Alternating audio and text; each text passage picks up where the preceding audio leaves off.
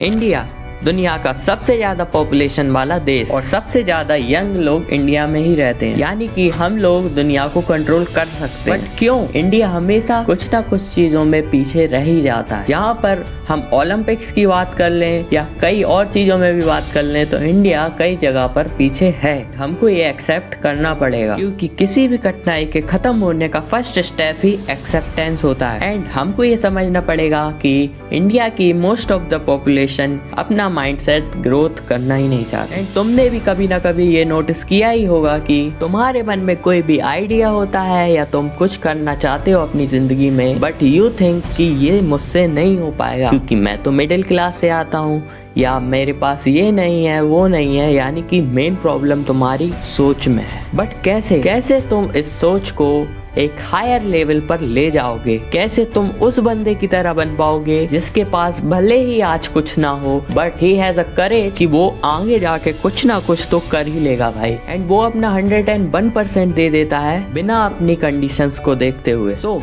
आज की वीडियो में मैं तुम्हें ऐसी 3 मेथड बताने वाला हूँ जिससे तुम्हारा माइंडसेट एक हायर लेवल पर पहुंच जाएगा। एंड स्टार्टिंग की 2 मेथड्स तुम्हारे ब्रेन को रिकंस्ट्रक्ट करेंगी एंड लास्ट मेथड तुम्हारी कंसिस्टेंसी को बनाए रखेगी। तो पहली मेथड है spend time with those people who are nothing like you, यानी कि तुम ऐसे लोगों के साथ रहना शुरू करो जिनकी सोच तुमसे ना मिलती हो। अब तुम्हारे मन में ये ख्याल जरूर आ रहा होगा कि मैं ऐसे लोगों के साथ क्यों रहूं जिनके ख्याल मुझसे मैच ही नहीं करते। दिस इज बिकॉज जरूरी नहीं कि तुम सही हो तो सामने वाला गलत ही हो। And when you spend your time with those people you understand their feelings and thoughts also. And तुम्हारे मन में ये बात तो जरूर ही आई होगी कि क्या मेरे विचार इतने मायने नहीं रखते? सो हाँ भाई, तेरे विचार भी मायने रखते हैं। मैं ये नहीं कह रहा कि तुम अपने विचारों को मानो ही ना, अपने थॉट्स रखो ही ना। मैं ये सिर्फ ये कहना चाह रहा हूँ कि जो सामने वाला बंदा है उसके विचार को भी समझने की कोशिश करो। इससे क्या होगा? इससे तुम्हारा माइंडसेट बड़ा होगा, तुम्हें सोचने की क्षमता आएगी कि भाई इस सिचुएशन को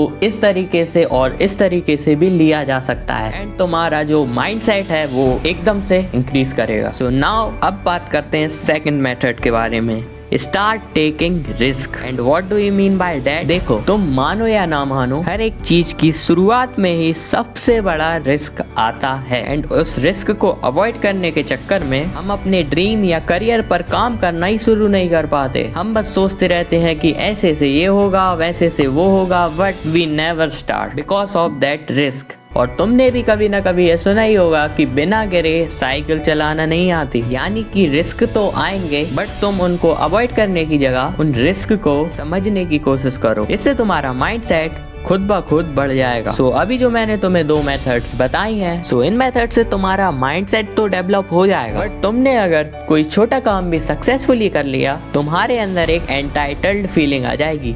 यानी कि तुम्हें लगेगा कि भाई मैंने तो इतना बड़ा काम कर लिया है, अब तो कुछ करने की जरूरत ही नहीं है। इससे तुम्हारा माइंडसेट ऊपर से एकदम नीचे ड्रॉप कर जाएगा। सो कैसे इस एंटाइटलमेंट को हम कंट्रोल करें? इसका एक सिंपल सा रूल है, आपको अपना पूरा काम करने के बाद इसको भगवान या जिसको भी आप मानते हो उसको समर्पित कर देना है। एंड ये गीता में भी लिखा हुआ है। गीता में स्वयं श्री भगवान कृष्ण कहते हैं कि अपना कर्म करने के बाद सब मुझे सौंप दो। इससे तुम्हारे अंदर कभी भी हार का डर और जीत की खुशी नहीं रहेगी। And you feel free from the burden of your work. और इसी को गीता में कर्म योग कहा गया है। सो आई होप तुम लोगों को ये वीडियो से कुछ ना कुछ तो सीखने को मिला ही होगा।